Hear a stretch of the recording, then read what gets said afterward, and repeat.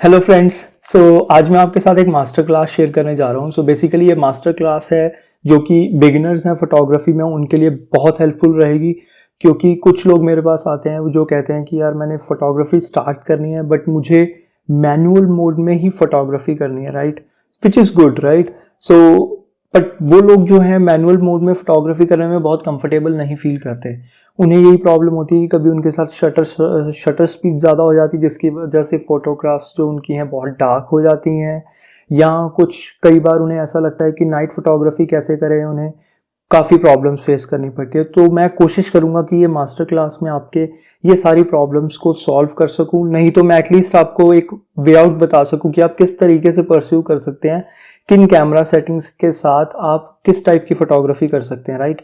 तो चलिए हम चलते हैं क्विकली। मैंने एक पीपीटी तैयार की हुई है, तो I will run through that PPT and then I will explain how you can go ahead with this photography, right. So चलिए शुरू करते हैं। सबसे पहले हमें ये जानना होगा कि जो भी कैमरा आपके पास है वो ही बेस्ट कैमरा है, राइट। आप ये मत सोचिए कि मेरे पास एक अंडर बजट कैमरा है, मेरे पास एक सुपीरियर कैमरा नहीं है। तो आपको ऐसा दिमाग से अपने पहले निकालना होगा कि कैमरे की कोई प्रॉब्लम नहीं है, आपको टेक्निक पता होनी चाहिए किस तरीके से फोटोग्राफी करनी है, राइट। सो बेसिकली हमारे पास क्या कैमरा के कंपोनेंट्स होते हैं। अगर हम एक डिजिटल कैमरा या डीएसएलआर वगैरह की बात करें तो सबसे पहले हमारे पास जो आता है इलेक्ट्रिकल सेंसिटिविटी मोड होता है जो कैमरा के शटर के पीछे होता है। और उसके बाद हमारा एक शटर होता है जो कि बेसिकली सारी लाइट गेन करता है फ्रंट से और एक फोटो को क्लिक करने में हेल्प करता है, राइट। और उसके पास हमारे लेंस का अपर्चर आता है सबसे बाहर वाला। कितना हमारा अपर्चर ओपन है, कितना हमारा लेंस ओपन है, कितना बंद है, वो डिसाइड करता है अपर्चर, जो कि हम आगे जानेंगे कि किस तरीके से अपर्चर भी काम करता है, राइट। सबसे पहले अपर्चर है, राइट। अपर्चर का क्या काम है ये आप देख सकते हैं। मैंने एक इलस्ट्रेट किया है इसे विंडो के ब्लाइंड से। जितना ज़्यादा अपर्चर खुला होगा उतना ज़्यादा लाइट अंदर आएगी कैमरा में। आप कम अपर्चर खोलेंगे तो कम लाइट आएगी, ज़्यादा अपर्चर खोलेंगे तो ज़्यादा लाइट अंदर कैमरा के आएगी। विच मीन्स आप अगर किसी लो लाइट सेंसिटिव एरिया में जा रहे हैं जहाँ पे लो लाइट है, लाइट आपके पास कम है या आउटसाइड से लाइट कम आ रही है, अगर आप इंडोर शूट कर रहे हैं तो उस केस में आप कोशिश कीजिए कि अपर्चर को जितना खोल सके उतना ज़्यादा खोलिए। और एक चीज़ हमें ध्यान रखनी होगी यहाँ पे, अपर्चर का जितना छोटा नंबर होगा कैमरा में, अपर्चर उतना ज़्यादा बड़ा होगा। विच मीन्स अगर आप 1.8 अपर्चर पर या 2.0 अपर्चर पर शूट करते हैं तो हमारा उतना ही ज़्यादा कैमरा का लेंस खुलेगा अपर्चर के लिए, राइट। जितना बड़ा नंबर होगा विच मीन्स हम यहाँ पे स्लाइड्स में देख सकते हैं उतना लेफ्ट साइड में होगा अपर्चर हमारा, राइट। नेक्स्ट अगर हम जाते हैं ये अपर्चर की सेटिंग से, जैसे मैं आपसे बात कर रहा था अभी। 1.4 अपर्चर, हमारे पास 1.2 अपर्चर वाला भी लेंसेज आते हैं। जो जितना अपर्चर बड़ा होता है, जितना कैमरा का लेंस खुलता है उतना ही ज़्यादा हमारा लेंसेज एक्सपेंसिव होते चले जाते हैं। अगर आप देखेंगे किट लेंसेज जो हमारे पास होते हैं वो बेसिकली 4 अपर्चर या वेरिएबल अपर्चर के साथ आते हैं। You can't set fix aperture through out your exposures. वो एक प्रॉब्लम हो जाती है। बट अगर आप जैसे कोई एक लेंस लेते हैं, फॉर एग्जांपल 50 mm लेंस आम लोग यूज करते हैं 1.8 अपर्चर के साथ। 1.8 अपर्चर जो होता है वो हमारा उस पर स्टैटिक रह सकता है थ्रू आउट, किसी भी शटर स्पीड पे आप चले जाइए। इसी से आपको मिलती है शैलो डेप्थ ऑफ फील्ड और डीप डेप्थ ऑफ फील्ड। ये हमारे पास दो कॉन्सेप्ट्स होते हैं स्पेशली जब अपर्चर का आता है पार्ट। फॉर एग्जाम्पल अगर आप लैंडस्केप्स लेना चाहते हैं फोटोग्राफी में, आप चाहते हैं कि जितने भी ऑब्जेक्ट आप देख पा रहे हैं लेंस के थ्रू वो सारे फोकस में आए, उन सब में से सब कुछ दिखे। फॉर एग्जाम्पल जैसे मैंने बताया लैंडस्केप में आप सोच रहे हैं कि एक पहाड़ है, नदी है वहां पे, राइट। आप चाहते हैं सब कुछ फोकस में है, कुछ भी शैलो ना रहे। तो उस केस में आप कोशिश कीजिए कि अपर्चर को कम ओपन कीजिए, यानी कि अपना एफ स्टॉप नंबर को बड़ा रखिए। In this example I am showing it's 22 और आप देख सकते हैं कि सब कुछ इसके अंदर मेरे को डिटेल में दिख पा रहा है। और अगर मैं दूसरी साइड अपर्चर को कम ओपन कर रहा हूँ या कह सकते हैं लेंस को ज्यादा ओपन कर रहा हूँ, अपर्चर का नंबर छोटा है, उस केस में आप अगर देखेंगे एक ही बर्ड दिख पा रहा है यहाँ पे हमारे पास पिक्चर में जो कि फोकस में है। सो काफ़ी फोटोग्राफर्स चाहते हैं कि यही मोड ओपन करें, बट इट डिपेंड्स कि क्या सिचुएशन है। फॉर एग्जाम्पल आप कोई स्ट्रीट फोटोग्राफी कर रहे हैं, आपको ज़्यादा चीज़ें दिखानी है, तो आप छोटा अपर्चर का मोड रखिए, लाइक 22 तो बहुत ज़्यादा बड़ा होता है। आप चलिए कि 7-8 पे भी आप कर सकते हैं फोटोग्राफी, तो उसमें भी आपको दिखेंगी सारी चीज़ें वहाँ पे ऑब्जेक्ट्स में, राइट। और इसके साथ हमारे पास एक्सपोजर टाइम आता है, जो कि हमारा शटर स्पीड के साथ कंसीडर किया जाता है। सो शटर स्पीड विच मीन्स कि आप जब फोटो क्लिक करते हैं, आप जैसे DSLR से या किसी भी कैमरा से शटर का बटन क्लिक करते हैं, तो उसके अंदर कितनी देर तक हमारा लेंस का जो शटर है वो ओपन रहता है, ये उसे डिटरमिन करता है। सो फॉर एग्जांपल अगर आपने इसको 500 1 ऑफ 500 रखा है, तो ये 500 पार्ट ऑफ 1 सेकेंड पे आपका क्लिक कर देगा फोटो को, right. So fraction of seconds के लिए ही ओपन होगा और बंद हो जाएगा। आप देख सकते हैं लेफ्ट साइड वाली जो इमेज है, इसमें हमने 500 शटर स्पीड के साथ ओपन कर रहे हैं। इसमें आप देख सकते हैं कि मुझे ट्रेन जो है वो मूवमेंट लग ही नहीं रही है, ट्रेन लग रहा है कि वहां खड़ी हुई है, मूव ही नहीं हो रही। और ऑन द अदर साइड अगर मैं देखूंगा तो मेरा 0.3 सेकेंड तक शटर स्पीड ओपन है।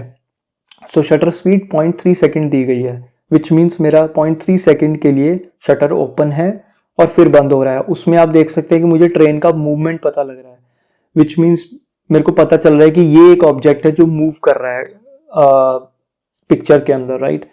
सो ये काफ़ी हेल्पफुल होता है। फॉर एग्जांपल लॉन्ग एक्सपोजर्स के लिए आपने देखी होंगी पिक्चर्स, जो लोग ट्रेल्स करते हैं, लाइट ट्रेल्स को कैप्चर करते हैं, या कुछ लोग कैप्चर करना चाहते हैं कि मुझे स्टार्स कैप्चर हों गैलेक्सी में, वो लोग शटर स्पीड थोड़ा सा बड़ा रखते हैं, तो उसमें ये होता है कि थोड़ा उन्हें मूवमेंट दिख पाती है उस चीज़ में। काफ़ी चीज़ें हम इसमें देख सकते हैं। आप कोई मूविंग ऑब्जेक्ट्स को मूवेबल ऑब्जेक्ट ही दिखाना चाहते हैं पिक्चर में, तो वो उसके आप शटर स्पीड कम करके कैप्चर करें तो वो दिख पाएंगे प्रॉपरली, राइट। सो ये हमारे पास होता है। देख सकते हैं आप कि मोशन को अगर आपको स्लो करना है तो आप उतना ही लेफ्ट साइड में जाइए, शटर स्पीड बढ़ा दीजिए, तो उसमें आपको स्लो मोशन और आपको पिक्चर चलती हुई दिखेगी उसमें। और अगर आपको मोशन को फ्रीज करना चाहते हैं तो उस केस में आपको एक बहुत ज़्यादा शटर स्पीड इंक्रीज करके क्लिक करनी होगी, ताकि मूवेबल ऑब्जेक्ट भी स्टैटिक दिखे उसके अंदर, राइट। सो नेक्स्ट हमारे पास थर्ड पिरामिड में जो एक थर्ड कॉर्नर आता है इसमें, ट्राइंगल में, not pyramid but triangle triangle में जो थर्ड पैरामीटर आता है वो होता है आईएसओ, जो कि बहुत इंपॉर्टेंट पॉइंट है। सो आईएसओ में भी हमारा इसके अंदर अगर हम इंक्रीज आईएसओ करते हैं हमारी पिक्चर का, तो आईएसओ बेसिकली ज्यादा लाइट इंक्रीज कर देता है हमारे कैमरा में। सो थोड़ा सा एक फर्क होता है, जो आईएसओ है वो आपका डिजिटली लाइट इंक्रीज करता है आपकी पिक्चर में, जिसकी वजह से कुछ ग्रेन्स आ सकते हैं हमारी पिक्चर में, क्लियर नहीं आती है।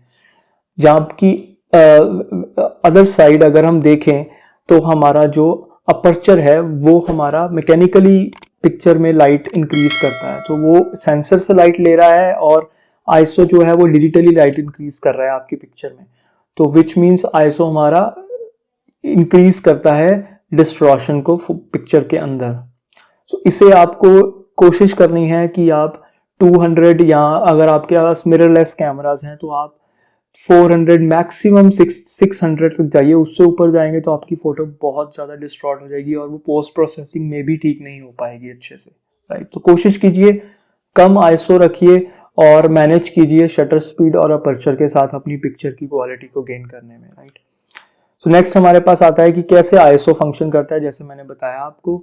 सो लो सेंसिटिविटी में जाना है आपको तो आप लो रखिए आईएसओ अपना, और मोर सेंसिटिव जाएंगे तो आपको आईएसओ इंक्रीज होगा तो वो प्रॉब्लम होगी, राइट। ऐसे ही अगर लो लाइट एरियाज हैं उसमें आप इंक्रीज कर सकते हैं शटर स्पीड को, सॉरी आईएसओ को। और आईएसओ इंक्रीज करने का यही मतलब है कि थोड़ा ग्रेन्स आएंगे, but you need to manage yourself कि आपको कितना कहाँ पे एडजस्ट करके कैसे आउटपुट निकल के आ रही है, राइट। सो नेक्स्ट हमारे पास एक्सपोजर आता है, जो कि अनदर इंपॉर्टेंट पार्ट है कि हमारा लाइट कितनी है। सो हमारा लाइट मीटर आपको होगा, आप कुछ देख वहाँ पे जब आप कैमरा में देखेंगे वहाँ पे लाइट मीटर आता है नीचे कैमरास में मोस्टली, तो वो आपको बताता है कि आपकी पिक्चर का एक्सपोजर क्या है। सो ये नेचुरली जो आपको दिख रहा है नेकेड आइज के साथ, उससे लाइट है यानी कि उससे उससे ब्राइट हो गई है या फिर उससे डार्क है, सो वो नेगेटिव नंबर्स या पॉजिटिव नंबर्स में जाता है। तो आप इसमें कोशिश कीजिए कि आप जीरो के आसपास रहिए, बिल्कुल बिल्कुल पॉइंट 0.3 और 5 से ऊपर ना जाइए प्लस और माइनस में। अगर आप बहुत ज़्यादा ओवर एक्सपोज फोटो को कर देंगे तो वो बहुत लाइट आएगी, उसमें आप उसे ठीक नहीं कर पाएंगे, बहुत मुश्किल होगी आपको उसके बाद नेक्स्ट पोस्ट प्रोसेसिंग में।